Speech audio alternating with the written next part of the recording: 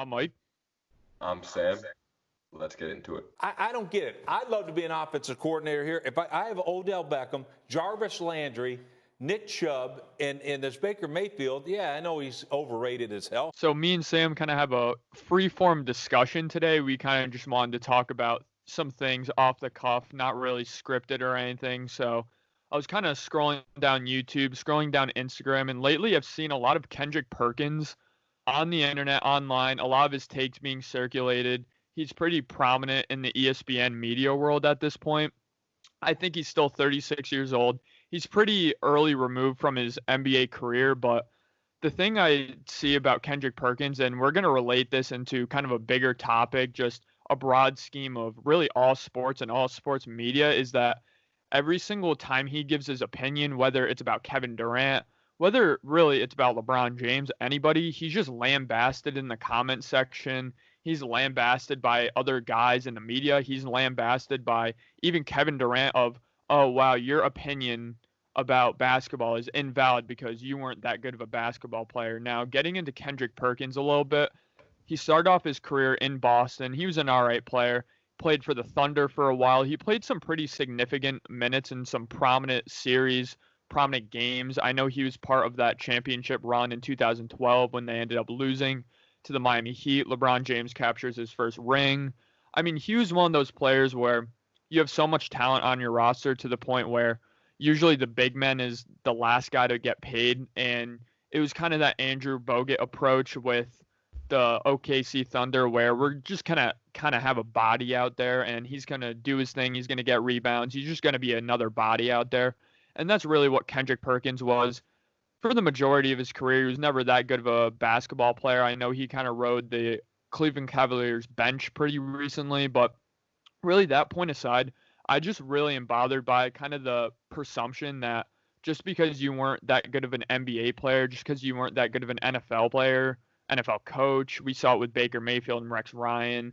I mean, just because, again, you're not that good in the NBA, then you can't give your opinion on basketball, or your opinion is just not good because you weren't a good basketball player. Or even people go to the extent that I remember Richard Sherman, and I think it was like 2013, really blasted Skip Bayless on live TV and said his football opinion wasn't valid because he's never played NFL football. And I have some reasons to kind of dismay this rumor and say why it's completely false, but I just kind of wanted to get your thoughts on it first. I feel like if you you're not that great at a sport, basketball or football, but you're spending a lot of time around the game, like Kendrick Perkins is. Even though he was sitting on the bench, he is observing so much and absorbing so much information. So I feel like he's better off at knowing the game than a lot of stars because they kind of just go on the court and just run with it. I mean, the example with football you can think about is backup quarterbacks. Backup quarterbacks make great head coaches or offensive coordinators because they're constantly learning the offense, the ins and outs, because they're not on the field. They have to know every play and signal to the starting quarterback. So I think that's kind of a very harsh criticism for someone not having kind of big game experience under their belt and saying they can't know much about the game because they didn't play much. But someone like Chris Sims, who I value his opinion a lot, I think he's the best kind of football analyst out there. And he barely played. He played a little bit for the Buccaneers, started a couple games, but he's nowhere to be known as a generational talent in the football world. But he just has so much knowledge because he did sit behind some quarterbacks. So I think that's just kind of a very, very unfair criticism for someone like Kendrick Perkins because, he's been around the world, the game so long. I think it's just people kind of hate on him a lot because of his personality. And I think it's really funny how he played with Kevin Durant and they hate each other right now. So I think it's pretty ironic. Yeah. Great point you kind of brought up about backup quarterbacks, and that's a whole realm of a different conversation. I mean, you have Jim Harbaugh, for example. I know he started a lot for the Bears back in the 80s. He was a backup quarterback. I know he started some games for the Indianapolis Colts as well. And he was never that good of an NFL pro as well, but he ended up being a very great, innovative coach for the San Francisco 49ers. You have Jason Garrett, being a backup to Troy Aikman back in the 90s for the Dallas Cowboys, obviously developed a great relationship with Jerry Jones throughout that time and really made their breakup very long and painful and really just longer than it had to be. But so many great examples. I mean, another example is Dan Orlovsky, of Yeah. course. I mean, he's one of those guys. He came from UConn. He was all right coming out of college, not really recruited or anything. I mean, kind of a career backup, a part of two of arguably the worst NFL seasons in the 21st century. Maybe not the Colts season as bad as the Browns, but I mean, he started a lot of game on those 0-16 Lions teams. He started on those 1-15 Colts team. I mean, and he ends up being a very great analysis guy for ESPN right now, who a lot of people value his opinion. And I was just kind of relaying that back to, I remember when Baker Mayfield and Rex Ryan kind of got into that dispute where Rex Ryan called Baker Mayfield, end quote, overrated as hell right now. And I think that was pretty warranted, but Baker Mayfield really just showed his immaturity by his response, oh, you sucked as a NFL head coach, you don't know anything about football, when in reality, first off, again, as I'll argue, that really doesn't have any correlation with how you're good at your media job, how you're good at your job after your NFL life, or just how you are at evaluating talent. Not only that, but I don't think Baker Mayfield, quite honestly, as a Cleveland Brown, will ever reach the accolades and ever reach the heights that Rex Ryan reached as a head coach. I mean, what, he went to 3 AFC championships. I don't anticipate the Browns and Baker Mayfield ever going to 3 AFC championships in the next 10, 15 years, to be quite honest. So even those both points, I think, were just pretty poor by Baker Mayfield and just wrong. Yeah, I think with that argument between Baker and Rex Ryan, I think Baker kind of knew Rex Ryan bested him a little bit, so that his only kind of argument was just, oh, you're look at your record, you're bad. But like you said, Rex Ryan was pretty successful as head coach for the Jets. He went to 2 back-to-back AFC championship, and then as the defensive coordinator for the Baltimore Ravens, they were feared among the NFL with players like Ray Lewis, Bart Scott, Terrell Suggs, Ed Reed. They had a pretty great defense, and that was the strongest part of those teams in the early 2000s, and Rex Ryan was the pioneer for that. So, I mean, people have opinions, and not everybody's going to like them. I mean, along with Chris Sims, I'm a big fan of Colin Cowherd, and there's a large population that doesn't like Colin Cowherd and his opinions, but, I mean, it's just one opinion. Something that he says might strike a chord with me, and it makes me understand sports better, but with someone else, they kind of say that's stupid. Just with the media, it's very hard. That's why like groups of people pick which ends they like more over the other ones. Because I mean, I don't really watch. I rather watch Colin Cowherd's show versus First Take with Stephen A. and Max Kellerman, because I feel like that's more kind of entertainment and very, I don't know. It's just not like you're not absorbing as much information as you would like with the show like First Take. It's more like entertainment value. Certainly, and I was actually clicking onto Colin Cowherd's Instagram today, and I thought it was hilarious that he only follows one person. The one person he follows is Baker Mayfield, and I think they very infamously had a lot of beef surrounding the draft. He kind of said, oh, I don't really see it. I don't think he's first pick worthy. I just don't think he's going to be that good of an NFL quarterback. I like Colin Cowherd. I think he's a little bit bad at swallowing his pride sometimes and admitting when he's wrong, which I do think is important. But kind of relaying my message where it really doesn't matter how you're perceived as a media guy.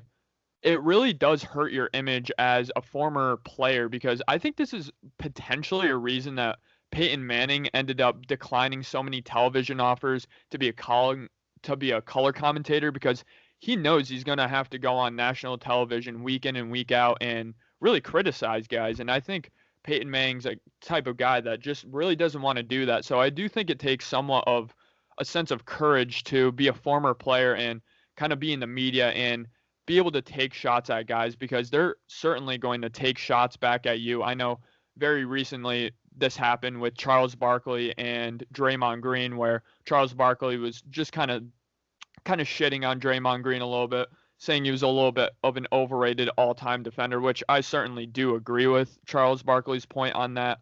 But even Charles Barkley, for example, is a great example of the point I make, where your NBA career and success doesn't correlate into how good of an analysis guy, how good you are in the media, because quite frankly, Charles Barkley, and everyone on TNT knows it. Everybody who watches Charles Barkley speak knows it. He doesn't know anything about basketball.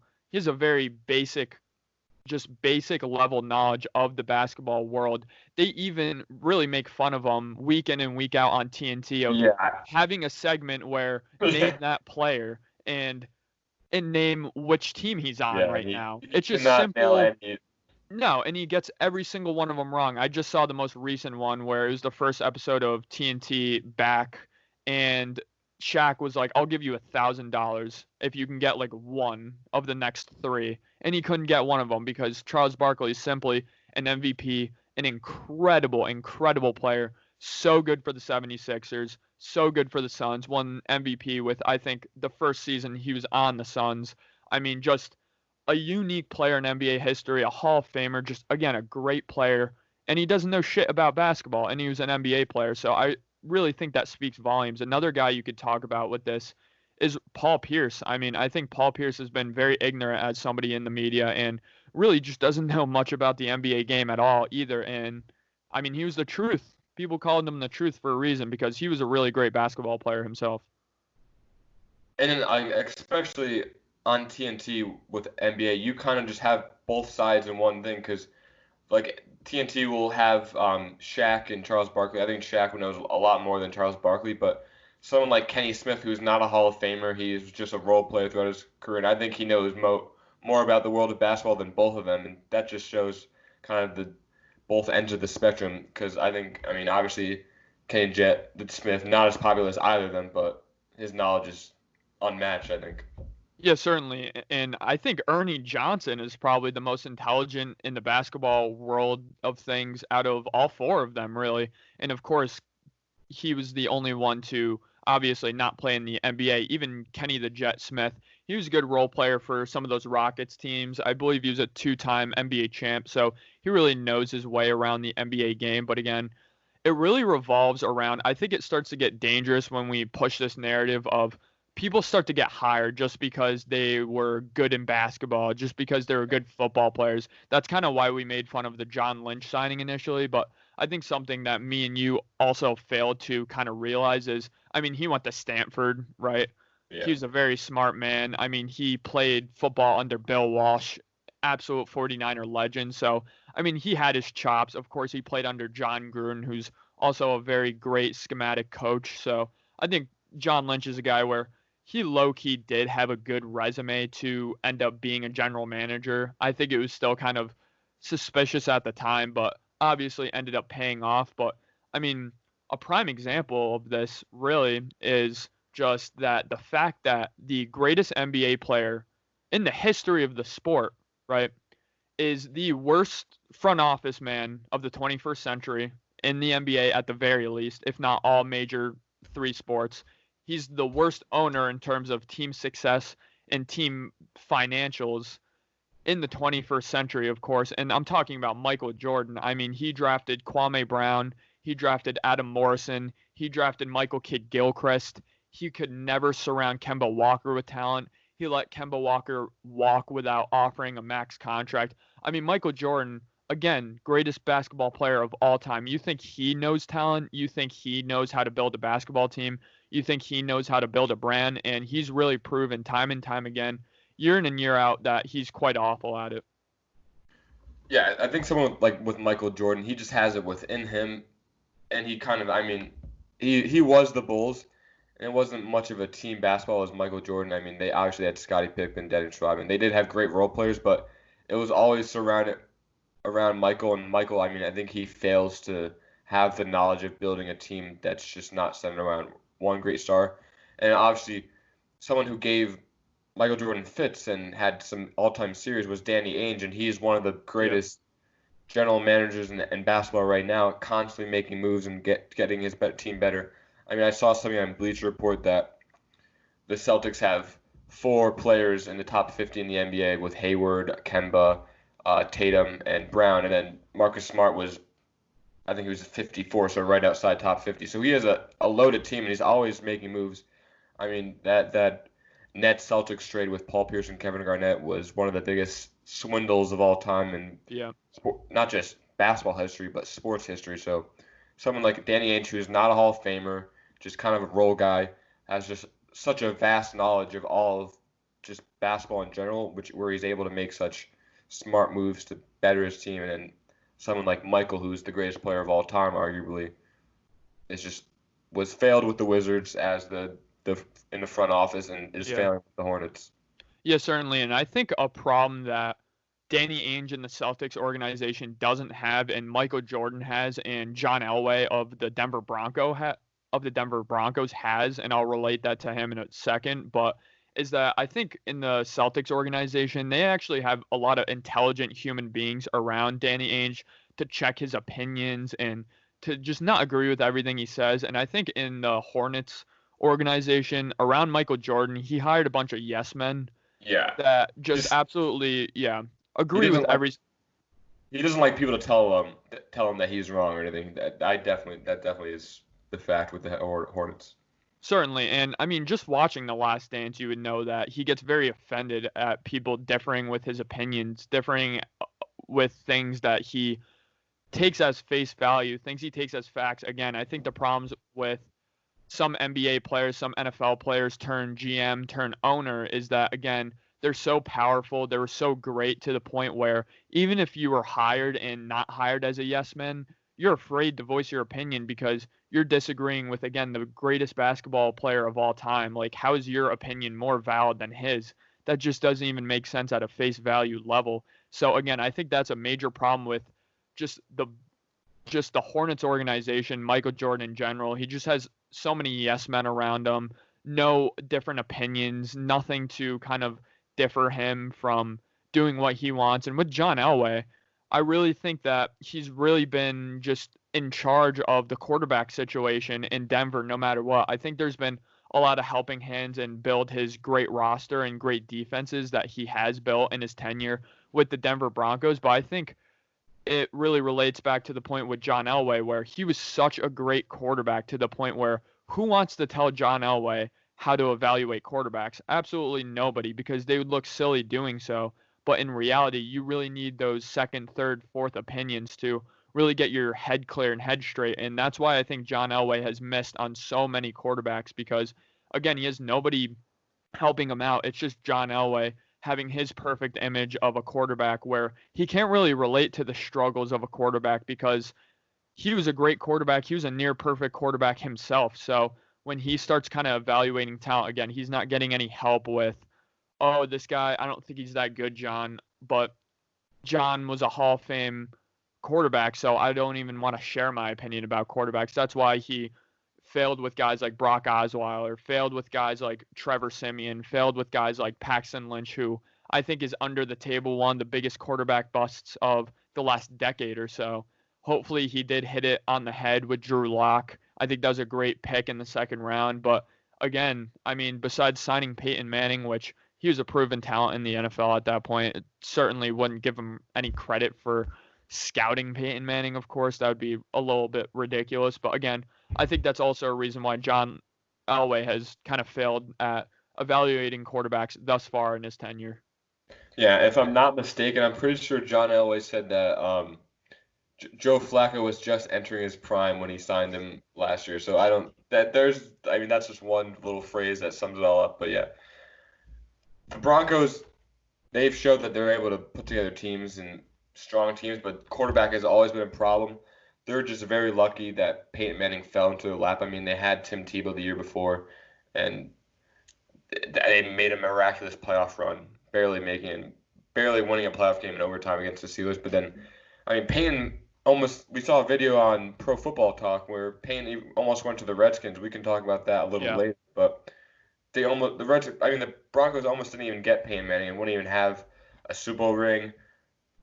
Another Super Bowl appearance. I mean, they were so successful because they were luckily able to get a quarterback and not have a proven quarterback and not have to kind of draft a raw talent that John Elway struggles to do so often. And hell, you see such a trickle-down effect where if you have a quarterback like Peyton Manning, if you have a player like Peyton Manning, I mean, he adds all of the wrinkles into the Broncos offense. He was the reason the Broncos offense was so great at a schematic standpoint. He brought so many things he learned in Indianapolis to Denver.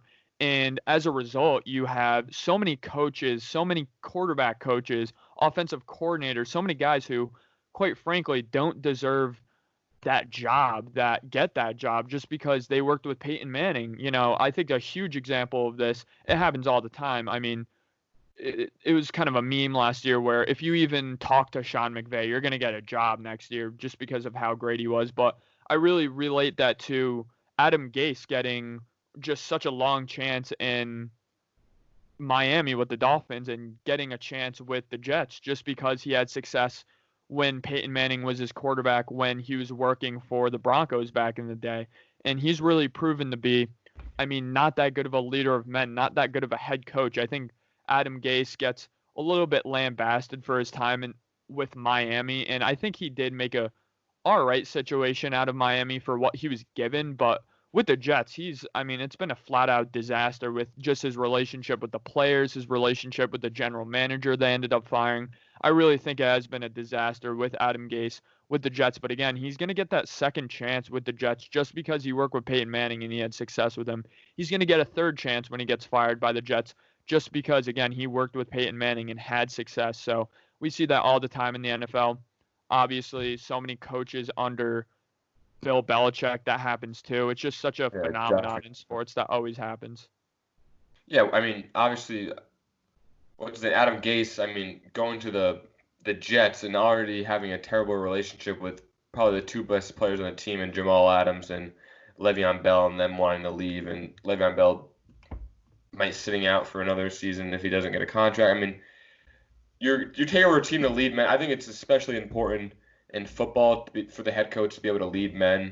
At other sports, it's more about teaching. But I think football, your head coach is supposed to lead men. And when Adam Gase isn't able to do that and has a terrible relationship with anybody, that is such a bad sign. And I mean, I wouldn't be surprised if they're kind of after this year he gets fired. Definitely move on to another direction. But going on to the Patriots side of things, you saw Josh McDaniels, offensive coordinator for so many years, going to the Broncos, kind of failing there, and then scurrying right back to New England because he needed Bill to coddle him through everything because he just doesn't have the wits to be a head coach, and he's just more of an offensive minded guy, and just to be with Brady. And see, that's really what I want the direction of NFL hirings for coaches to go towards. I want more and more NFL coaches to be John Harbaugh, to be Ron Rivera, not to be Sean McVay, not to be Cliff Kingsbury, because I think so many times that so many head coaches are hired because they're great schematic guys. They're great schematically, defensively or offensively. When in reality, you can just hire those guys as offensive coordinators. You can hire them as defensive coordinators and get a better leader of men in as the head coach to oversee so many things. And that's where I think so many organizations just make a mistake hiring Josh McDaniels for the Broncos. Obviously, that didn't work out for them. Nick Saban being the Miami Dolphins head coach way back in the day. I just really would encourage NFL franchises to hire that leader of men and then to hire the schematic guys around them, because even watching the Arizona Cardinals last year, I think Cliff Kingsbury was a great offensive coordinator, very creative, and I really think the air raid is going to do great in the NFL next year for the Arizona Cardinals.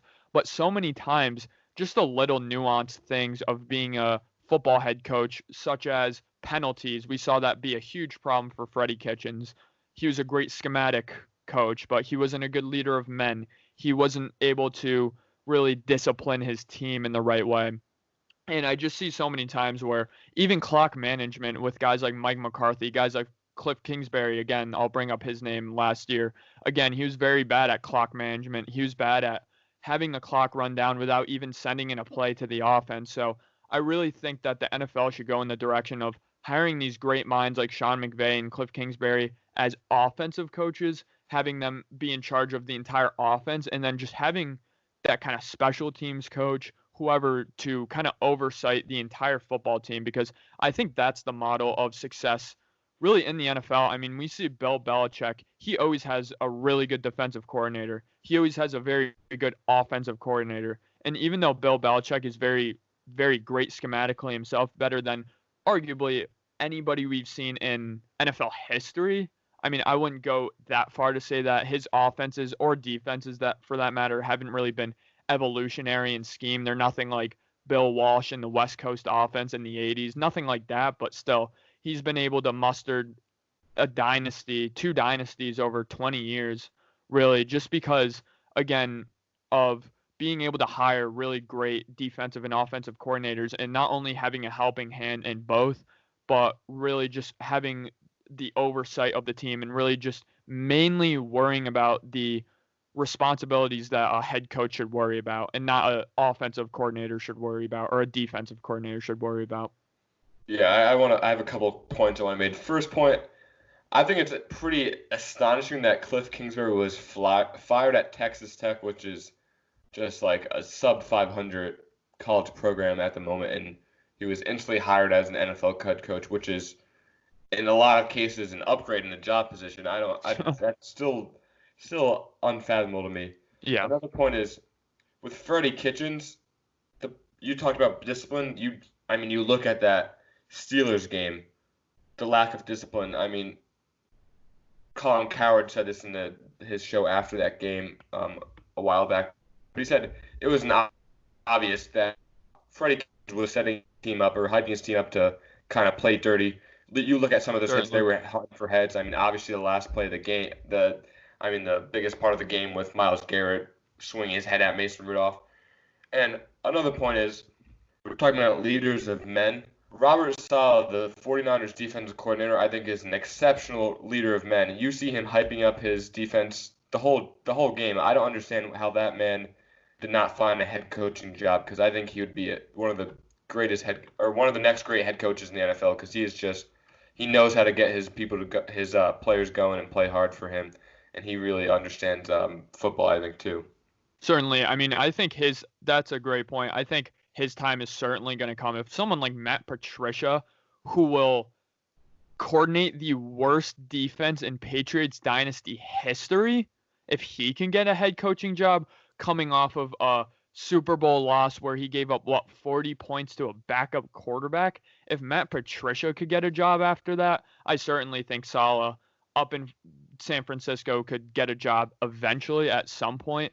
And the point you made about Freddie Kitchens, adding on to it, I mean, the next day in the media, he wore a T-shirt that basically, it was either a T-shirt or a hoodie, but he wore a shirt basically saying that he supported what Myles Garrett did, and kind of just such immaturity by a head coach to the point where what is he, the quarterback's coach of the New York Giants right now? Wow, they can make a 30 for 30 in a couple of years on the Giants head coach or just the Giants coaching staff in general. I think it's going to absolutely blow up in their face, and I think their coaching staff is absolutely laughable, having honestly the worst schematic head coach in the entire NFL at the offensive side in Jason Garrett, in my opinion, eventually be your offensive coordinator after you played him 2 times a year. You saw his vanilla offense at MetLife.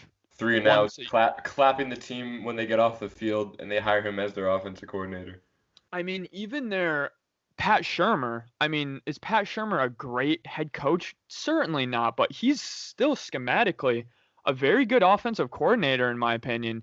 And you take that year 1 with Daniel Jones and relegate him to the vanilla offense of Jason Garrett in year 2. I think that's a significant downgrade for Daniel Jones. And I really wouldn't be surprised if we didn't see any progression from Daniel Jones's game in year 2, just because there's such a high coaching turnover in that organization. And really, in my opinion, there's a downgrade at the kind of systematic level of their football team. Yeah, I just looked up the picture. Freddie Kitchens had a shirt on that said Pittsburgh started it. So that just shows.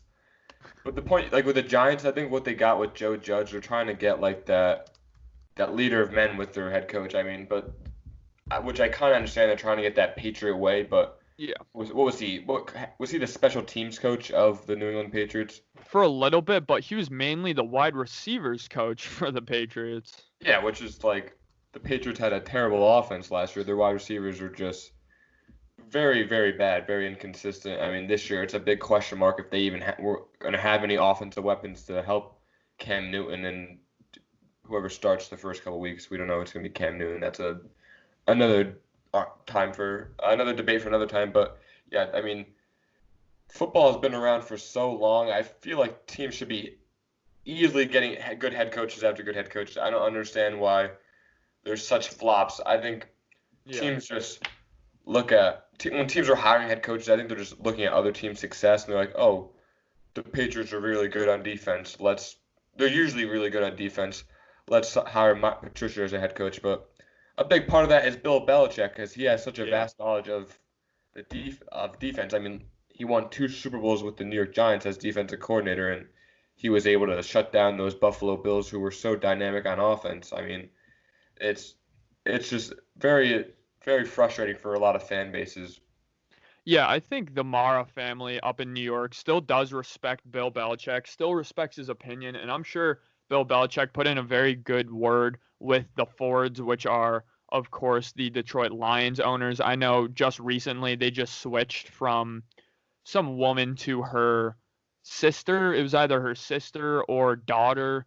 So there's kind of a new owner up in Detroit. We can talk about that in another podcast.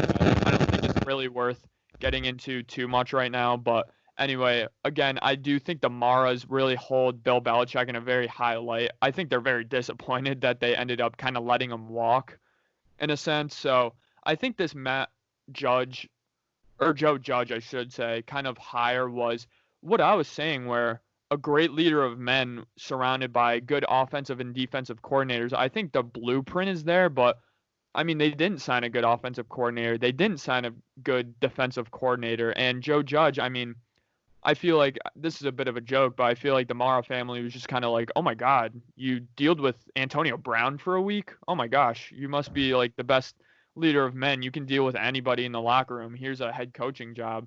So, I mean, we'll see how it ends up in New York, but New York has been just surprisingly very dysfunctional recently. Yeah, I mean, they go from winning 2 Super Bowls in 2010 with Tom Coughlin, who was a great leader of men, very old-fashioned. But then you see Tom Coughlin go to Jacksonville and just have one good season, and it just all falls apart because of his old school ways. But yeah, the Giants are just historically one of those organizations that are very classy and always have like all hands on deck and they're running smoothly. But just recently, they've been just terrible. I mean, they kind of I think they had Eli in there at starting quarterback a little too long. They didn't. They were Yeah. held on for dear life to keep kind of what they can get out of him. But I think they should have moved on from him a little quicker than they actually did. Yeah, I mean, I guess it'll be all worth it if Daniel Jones ends up being this great quarterback, the quarterback for the future, a guy that could end up winning a Super Bowl ring in New York. But kind of when you mentioned Tom Coughlin's name, that makes me revolve around, and that reminds me of the point I first made at the very beginning of this podcast, the very beginning of this video, where how good you are at your first job doesn't correlate how good you are at your second job, how good you are at your third job. It's all so different. And this reminds me of Phil Jackson, and this reminds me of Tom Coughlin, where both great, great, great, all-time great, head Hall of Fame great coaches ends up being absolutely abysmal in the front office. I mean, we saw what Phil Jackson did in New York with the Knicks. It was like a soap opera where every single day in the media it was, oh, he hates Carmelo Anthony. He was trying to trade him for 2 years straight. He was a horrible talent evaluator. He just kind of struck luck with Kristaps Porzingis, drafted Frank Ntilikina. He was just, of course, as you know, as a Knicks fan, just a horrible, horrible, horrible, just front office president guy for the Knicks. And of course, Tom Coughlin was absolutely disastrous for the Jaguars organization. Now, I know they hold him in a very good light because he was what I think the first head coach in their history. So that's pretty significant right there. But I mean, just kind of his traditional old way of thinking of things. I think over 60 or 70% of all player fines reported to the Player Association were from the Jacksonville Jaguars, which is just absolutely insane. So, of course, that's just another example of no matter NBA player turn media, coach turn executive, your success in your first job certainly doesn't carry into your second job. Again, Tom Coughlin and Phil Jackson are just great examples of this. Yeah, I mean, if you fall into the rabbit hole of poor Nick management, you have in the early 2000s, you have Isaiah Thomas, who was a great NBA player, one of the probably top three point guard all time, Isaiah Yeah. Thomas, and just a terrible as executive, and then Phil Collins. I mean, not Phil Collins, not the drummer. I'm sorry, Phil Jackson, who then they're like, all right, we're gonna implement the triangle offense with the Knicks, and it just didn't work. I mean, the triangle offense might have worked in the 90s and the early 2000s, but they had great. I feel like for the triangle offense to work, you need stars. And the Bulls had Pippen, Rodman for a little bit, and Michael Jordan. And then obviously the Lakers had Shaq and Kobe. The Knicks had Carmelo Anthony and who? A 38-year-old Derek Fisher and Steve Novak and J.R. Smith. I mean, that's not going to work when you have those players around on the court. I'm sorry, but Phil Jackson, you might be a great head coach, but you flopped in New York. Absolutely flopped in New York. I mean, he's probably just not even allowed like 500 feet within like James Dolan or 500 feet within like Madison Square Garden. That's how much he's probably hated by the Knicks organization at this point. I mean, didn't do much as a Knick player back in his playing days in the 70s. Was kind of just this big, tall, goofy role player for them, of course, in the 70s. But gets hired. I mean, that's another thing where organizations have to stop with the personal connections because it just does them no good at the end of the day. I know we were kind of talking about it with the Eagles and Jalen Reagor. They just drafted him because their dad played for the Eagles. I mean, Dwayne Haskins was drafted by the Redskins because Dan Schneider's grandson or nephew or something was like friends with them and went to high school with them. Just all these like just silly little connections to the organization doesn't end up doing your organization any good, and more times than not it ends up doing your organization bad. Yeah, the NFL, it's a lot of just, or sports in general, it's just a lot of word of mouth and just connections. That's just really, I mean, that's how a lot of jobs work, not just sports. That's how job works. You get it with networking. That's how you get jobs. But yeah, I think teams sacrifice knowledge and skill rather. I mean, they put away knowledge and skill and have someone that they think is going to be good because someone said they were going to be good as the head coach. I think that really needs to stop. Yeah, certainly. I mean, we've seen it throughout NBA history. We've seen it throughout NFL history. I mean, one of the first guys I can think of is Mike Singletary, very famous, had that media speech where he was just very mad after a loss. But I mean, I guess he had some of his moments, some good moments as a NFL head coach. But for the most part, he was a pretty poor NFL head coach. And as we all know, I mean, he's one of the greatest linebackers in NBA history, or wow, NBA history, NFL history with the Chicago Bears back in the day, a very feared defense. I mean, we have Mike Ditka. He was an absolutely phenomenal head coach at times, phenomenal football player at times. So I really just don't think there's any correlation. Again, if you're a great NFL player and then you end up being a great NFL head coach, that's great. But I really don't think it's because you were in the NFL. I really don't think it's because you were a great football player. I just think it happens to be that you have a great knowledge of the game and you know how to lead men. And certainly being in the NFL gives you a lot of experience with that. But I also think it can make you kind of blind to the greater picture and just it can kind of fog your sight of who's a great player and who's not. And I think that's a major problem with kind of evaluating talent again in both of the two major leagues we've been talking about. Yeah, a side note, I think Mike Singletary was a good head coach when he was in the AAF. I think he was the Birmingham Irons head coach, and I think they had the best record. And Trent Richardson was the front runner for MVP, so he had something going for him. But going back to the point where you said kind of, I just want to talk about Mike Ditka, who was obviously won a Super Bowl with the Bears, and then Yeah. when he became the head coach of the Saints, you talked about John Elway kind of having all hands or having kind of the sole possession of deciding who's going to be quarterback and in that position. But I think Mike Ditka kind of when he was in New Orleans, he might have surrounded himself with some yes men, and obviously Yeah.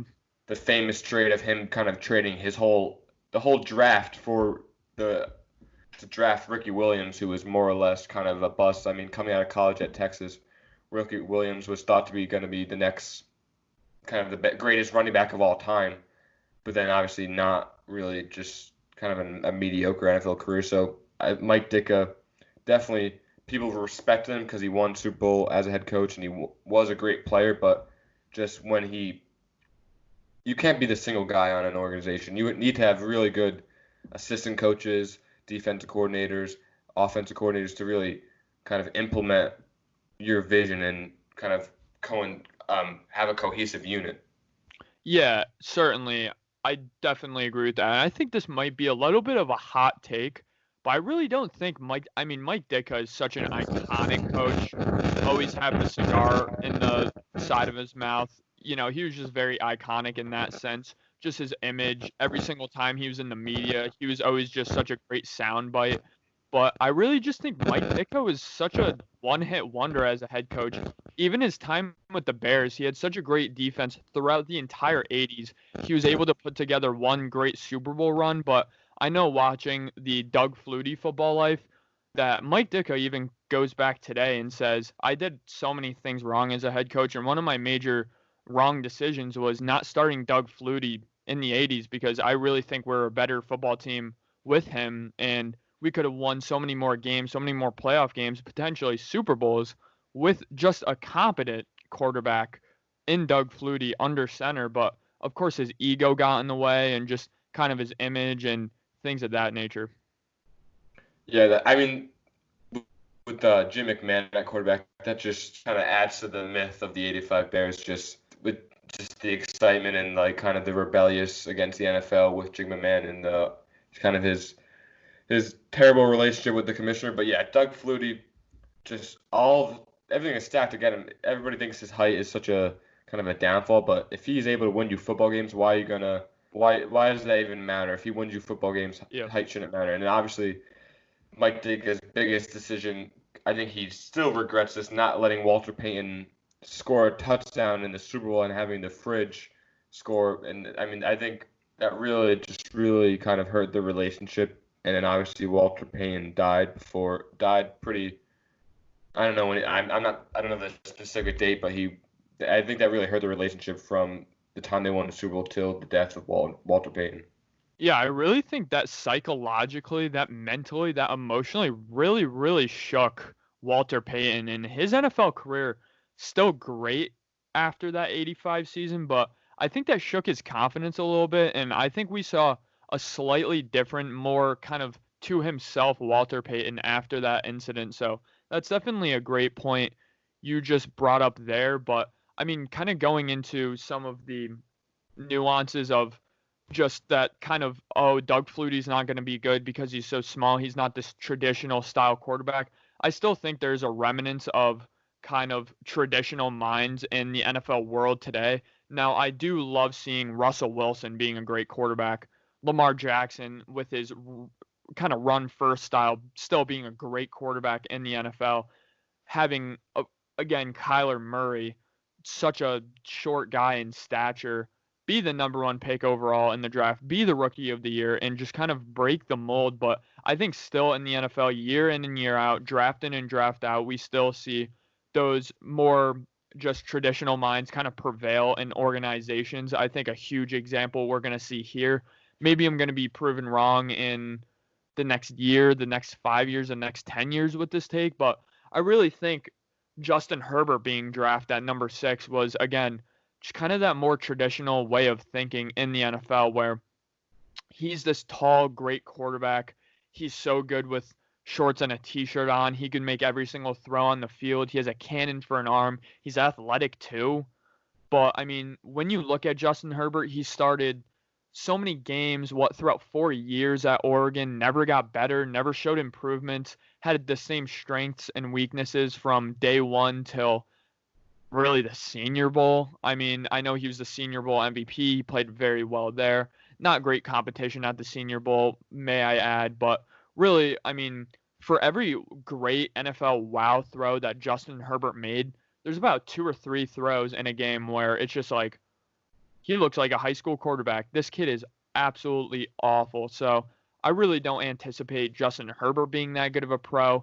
And I think he was drafted, again, just because of kind of the traditional mindset of thinking when it comes to NFL players, when it comes to NBA players, specifically when it comes to NFL quarterbacks, where you want him to be 6'5", you want him to be tall, you want him to be able to move in the pocket and things of that and just be a pocket quarterback. But again, I don't even think that's Justin Herbert. I think more often times than not, like Josh Allen, like Blake Bortles, like Mitch Trubisky, they run just because they're not confident in kind of their throwing ability, really.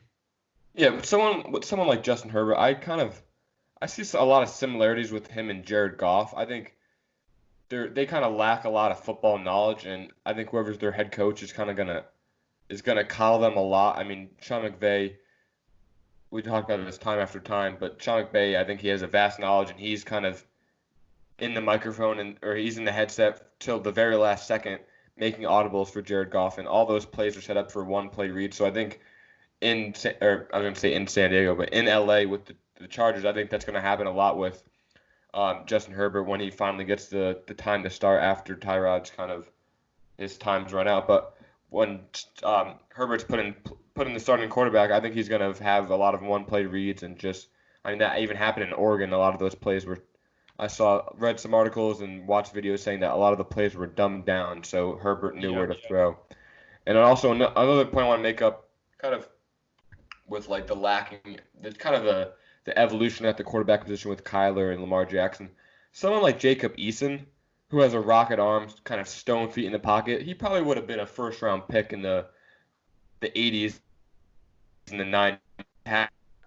Quarterback, but in today's game, he has those stone feet, so he's just not really what today's NFL is, and just it's more fast, it's more fluid in the pocket. It's not just pure pocket passers. That's just not what football really is right now. Certainly, we do see some evolution to your point with Jacob Eason. Now, I do still think he has some potential to be a good NFL quarterback, but certainly, I mean, that really does show where the NFL has gone with guys like Tua Tagovailoa getting picked with the 5th pick in the draft, and then, of course, having Jacob Eason drop all the way to the 4th round. So that's a really great point you just made right there with them. But, I mean, going on to NFL quarterbacks, really, I think it's so situational with just every player really everywhere. Is Earl Thomas, is Richard Sherman, is Cam Chancellor, all late round picks, as great as they were with the Legion of Boom without the Seattle Seahawks organization and coaching staff? Probably not. I would really, really adamantly argue that the first 5 years of Drew Brees' career, even his career at Purdue, really showed him being a subpar average quarterback. And he goes to New Orleans with Sean Payton and becomes this Hall of Fame quarterback who owns just the majority of the 5,000 passing yard seasons when you look at it in terms of just a variety of names. You see Drew Brees' name on that 5,000 yard passing list in a season the most. I mean, he's just a decorated all-time great quarterback now, and I really think that's situational. And I think with some guys, they can overcome situation. They can be great no matter what. And that's really what I think kind of distances the grades with the all-time grades. But even looking at the NBA, I was watching some Miami Heat basketball, and I was watching a center, Bam Adebayo, take up the basketball and play point guard really in some possessions. And I think Bam Adebayo, if he gets drafted by most other teams that don't have Pat Riley, teams that don't have Eric Spoelstra, I think he's just riding the bench on some shitty team getting 5 minutes a game like Mo Bamba is doing, like some talented guys coming out of the draft are doing right now just because they weren't put in the right situation. So I even think some really good players like I just named Bam Adebayo is very just situational in his successes because of him, but also because of his situation. Yeah, looking at the Heat, I mean, the Heat, Pat Riley, I think he's a really, really good knowledge of basketball. I mean, looking at the Showtime Lakers, he did have great talent, but he obviously led those teams, and they did win multiple championships. And then later with the early Heat, he was the head coach of that Heat team with he was in 2006. Yeah, I mean, having a guard like Dwayne Wade who was small and obviously basketball, he was the most dominant player on that team. Really, I mean, they had Shaq obviously, but I don't think they won that championship if Dwayne Wade wasn't able to perform that well. And I think kind of Pat Riley kind of entrusted himself in Dwayne Wade to perform big on the stage that he did. I really like Pat Riley. I mean, he has some Knick ties with him a little bit, and he was a head coach in the 90s. But Pat Riley, I think is a great basketball mind. I mean, I think he did botch the LeBron negotiation a little bit when kind of re-signing him, but I think Yeah. LeBron kind of was set in his mind that he was going to go back to Cleveland. I think Pat Riley might have been able to try a little harder, but right now the Heat they lost everybody, and they were able to build a great team already right back up. They won championships, they lost everybody, and now they're back in the playoff ways with, I mean, getting Jimmy Butler back, drafting Bam Adebayo, Tyler Hero, Duncan Robinson. So they're really, Pat Riley's able to kind of have a really quick turnaround. Yeah, it was impressive what Pat Riley did in Miami because, quite frankly, he had three superstars, two of which I would argue were out of their prime, really. I mean, I would kind of have to make a tougher case for Chris Bosh because his health woes didn't really start until late 2014, kind of early 2015, but it was really before the cap spike of 2015 where if you have three superstar players, man, the rest of your roster is going to be absolute trash. And he was able to, year in and year out, with the 4 years that LeBron was there, they had the oldest roster, I believe, every single year, which certainly isn't good. But he was able to kind of entice guys who were once really good players in their NBA careers, like Rashad Lewis, like Shane Battier, like Mike Miller, like, of course, Ray Allen, to really just kind of spend a couple years in Miami and contribute to just a championship team where they weren't getting paid a lot of money. So I think Pat Riley was great in that sense. I kind of started to go back and watch some of the finals series, the 2011 one with the Mavericks, 2012 with the Oklahoma City Thunder, and then 2013 and 14 respectively, both playing the Spurs for the Miami Heat. Obviously, they went to the finals all 4 of those years, won 2 in a row, lost the first and the last one. But I think even Pat Riley really molded Eric Spoelstra into a great head coach because I think early on into his coaching career, he's kind of an average subpar head coach. Now I think he's one of the best top 5 coaches in the NBA right now, but it wasn't that case when he was the coach of the Miami Heat. I really thought he got absolutely destroyed schematically in 2011. I think in 2012 is kind of a wash. I think the Miami Heat team was simply better and more prepared. And yes, schematically better than Oklahoma City Thunder, that young team, but again, absolutely destroyed schematically in both 2013 and 2014 by Greg Popovich. Now, mind you, Greg Popovich is a great head coach, but I think the Miami Heat won in spite of kind of Eric Spoelstra being their head coach in 2013. So that's just a sport where coaching certainly matters, but certainly matters less. And I think the NFL, I think it's a coaching oriented league, really. I think the MLB is a front office oriented league, but then I think the NBA is a player oriented league. And I think the players have the most weight, hold the most weight, and kind of contribute to wins and losses the most. Yeah, I think when looking at commissioners, Adam Silver is so successful because a lot of the players kind of just he lets the players just do what they want, and then like when something really bad happens, that's when he steps in. But he just lets the players have their freedom. But yeah, with basketball, I mean, obviously, coaching is important in basketball, but like you said, I think the players is the most important part. In football, the teams don't have a good head coach. You saw that with the Cowboys, Jason Garrett, bad head coach. They have a very talented roster, and they go 8-8 each year, and they're not successful. But looking at someone like the Cavaliers in the early 2000s, if you look at the roster with Mo Williams, Delonte West, Anderson Varejao, and LeBron James, they won 66 games because they had LeBron James on the roster with just one star. I don't even know who the head coach was, but he probably wasn't much of a great head coach. And I mean, the front office didn't help either with the talent on the team. Yeah, certainly. And I mean, I think David Blatt is the most laughable, just worst head coach in NBA history. He was there for a season in Cleveland. He was absolutely disastrous in Cleveland. I think potentially even without him, I think with zero head coach, which Tyronn Lue was. I mean, Tyronn Lue is a non-coach. He basically let LeBron do whatever he wanted, draw up whatever he wanted, basically got out of LeBron's way. And even that was better than having a coach in place with LeBron at that point because David Blatt was just so bad. He just didn't know how to handle rotations. And I think at that point, they were just kind of like, LeBron, we'll hire the assistant head coach you just had in Tyronn Lue. He doesn't really do anything. You could kind of have full control of the team, full control of the schematics, even control of the rotations. I think he had.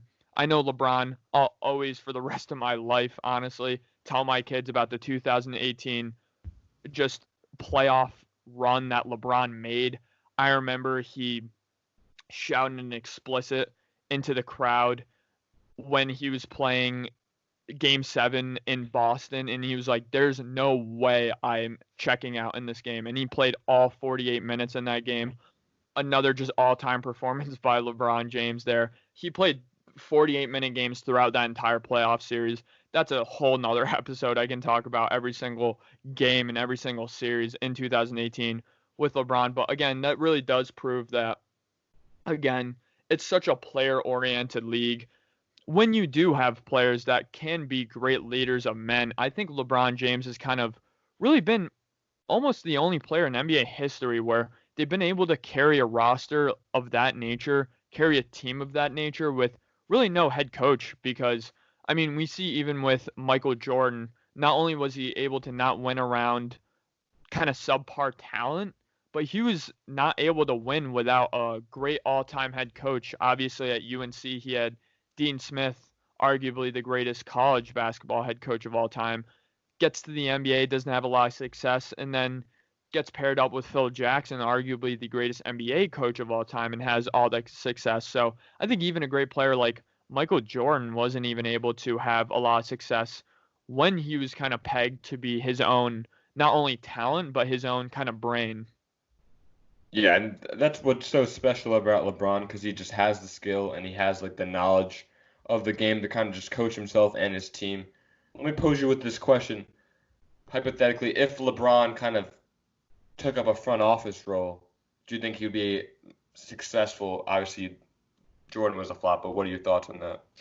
I really would lean towards no with LeBron James. I really would, because I think he's another guy. He's so great, but he's not proven to be a great evaluator of talent. A lot of the comments he's made in the media has been just very tone deaf to kind of evaluating talent. I know very famously after the Knicks drafted Frank Ntilikina, he absolutely bombarded the Knicks, blasted the Knicks, saying Dennis Smith Jr. is such a clear-cut great talent. New York Knicks, you're going to so regret not drafting Dennis Smith Jr. And let me tell you something. The only thing the Knicks regret with Dennis Smith Jr. is trading for him, because he's absolutely trash, Dennis Smith Jr. He's horrible, honestly. He's one of the worst efficiency players I've seen play. He cannot play without the ball in his hand. He's way too small to be such an effective cutter in the NBA. He's not a good shooter at all. He's just not good with the ball in his hands. And he's been very bad for the Mavericks. Even in his first year without Luka, where everybody hyped up his rookie season, I mean, he was shooting like 38% from the field. That's god-awful. You're not winning basketball games like that. Luka comes, proves to be just an awful off-ball defender. Not only defender, but an off-ball offensive player is the point I was trying to make. Goes to the New York Knicks. Can't even get into the rotation, really, with Emmanuel Mudiay, who he's all right, and then Frank Ntilikina, who's a black hole on offense. So, I mean, Dennis Smith Jr. wasn't even able to succeed with that. And this is the guy that LeBron James says is so great. I mean, I know another really famous kind of cold take that a great NBA player made. I remember Kevin Durant tweeted that back in, I think it was 2014, that Andrew Wiggins and Jabari Parker are the next LeBron James and Kevin Durant. And we see how that's played out. And I think even now is a situation where I know Jabari Parker had so many injuries, but the writing was on the wall for Andrew Wiggins. I mean, that's another example of something that frustrates me in the NBA realm, where a player is so great in high school, doesn't do anything of note in college. He didn't get better at Kansas, wasn't that good at Kansas, goes to the NBA and is a good player on a bad team type of player where he's not really going to contribute to wins and losses. Kind of makes me curious about what the Golden State Warriors are doing with him right now. But that's another example where I don't know if LeBron would be a great owner / general manager. I would lean towards no, and I would lean towards guys like Kevin Durant with a no as well. Another point is LeBron kind of pressed the Heat to draft Shabazz Napier, and he just immediately left the team after that. But I think I think LeBron would be better than Michael Jordan. I think Yeah. obviously people call LeBron like late GM because he's constantly kind of wanting players to be traded and getting more talent. I mean, obviously this year people thought LeBron wanted Kyle Kuzma out at the trade deadline, but I think LeBron I think he'd be a lot better than Jordan, but the problem is he kind of demands players that would complement him on the Yeah. court, and then if he's not on the court, if there's not a LeBron type player on the court, I think it's going to be hard for him to evaluate talent that way. Yeah, certainly. And I mean, looking at obviously, I just said how great of a 2018 campaign LeBron James had, and it really was great. But from a late GM standpoint, it was really just awful. Just flipping Isaiah Thomas or getting Isaiah Thomas so injured, just such a black hole on defense, never proven to be a good playoff player. To trade really your second best player, somebody who had the first amount of shot attempts on your team over LeBron in Kyrie Irving, trading him for really a bag of potato chips. I mean, getting so many getting so many players at the trade deadline like George Hill, who was awful, awful for the Cavaliers. He was the unsung villain in that entire J.R. Smith kind of debacle because he was the one that missed the free throw. Let's not forget about that. I mean, you have Rodney Hood, who is painfully bad for the Cavaliers when he played for them. So many players. I mean, Kyle Korver was awful with the Cavaliers. So many players who, quite frankly, have been pretty good NBA players go to the Cavs in 2018. Jay Crowder's another guy who's so bad for the Cavaliers. I think he was even pretty good for the Memphis Grizzlies this year, matter of fact, and he was good on the Celtics. But again, just so many guys that LeBron James, quite frankly, has brought in who have had good NBA careers and just turned them into quite awful ones. Now, I know there's some examples of guys that LeBron has brought in and they've done very well, but more times than not, LeBron's teammates have just really failed to support him and help him. Yeah, I think just for players to be successful to LeBron, they need to be like a special, just very special compliment to him. Because if not, they're gonna fail. And you just named countless examples of them not being good players on teams with LeBron.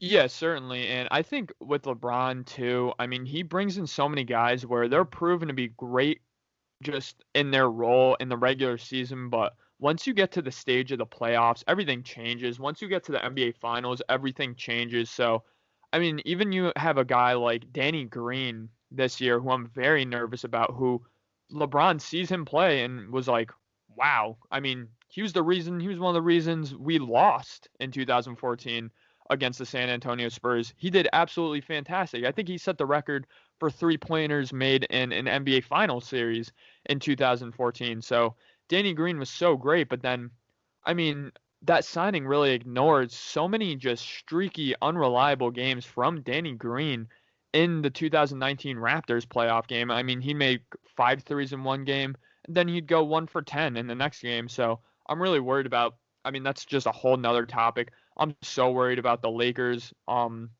Just role players around LeBron. They just don't have a third player that could complement them. They don't even have a good shooter anymore. I mean, Danny Green's a guy where you don't leave him open, but I'm not confident in him making 5 catch and shoot threes a game where they're going to need that out of some guys. Another guy, Kyle Kuzma, I mean, he's proven to be, throughout his basketball career at Utah, a bad shooter. 2 years in the NBA, a bad shooter. 1 out of the 3 years, his rookie year, he was a good shooter. But again, I mean, even with Kyle Kuzma, more often than not, we see him be a bad shooter, a pretty subpar player, quite honestly, outside of, again, his rookie season where good team or good player, bad team. Yeah, I mean, we'll definitely gonna keep an eye on the Lakers and see obviously how they're gonna perform in the playoffs this year, and then what kind of moves they're gonna make in the offseason and draft. I mean, obviously, if you have a LeBron on your team, you're constantly making moves to better your team because LeBron not happy with if he doesn't win a championship. I think he's very frustrated and he needs to get more talent in there more often times than not. Certainly, I mean, the clock is so certainly ticking on LeBron James, not only career, but more specifically, more importantly, his championship window of being able or being a player that's able to carry the Lakers. I mean, a lot of people say Anthony Davis prolonged LeBron James' career, will prolong his prime, and I think honestly quite the opposite is true. Not because of Anthony Davis, but I mean, LeBron James has never taken up the ball more in his life than right now as a Lakers point guard. He's never had the ball in his hands more than the Lakers point guard. I mean, the entire offense runs through LeBron like it always has, but I mean, more specifically, he's running up and down the court so much this season, Yeah. being the point guard, and I think that is going to hurt his career's longevity, his prime longevity at the end of the day, rather than help it. We hope you enjoyed this free form episode. We enjoyed having it. It's just kind of no frills attached, but thank you for listening. We'll see you in the next one.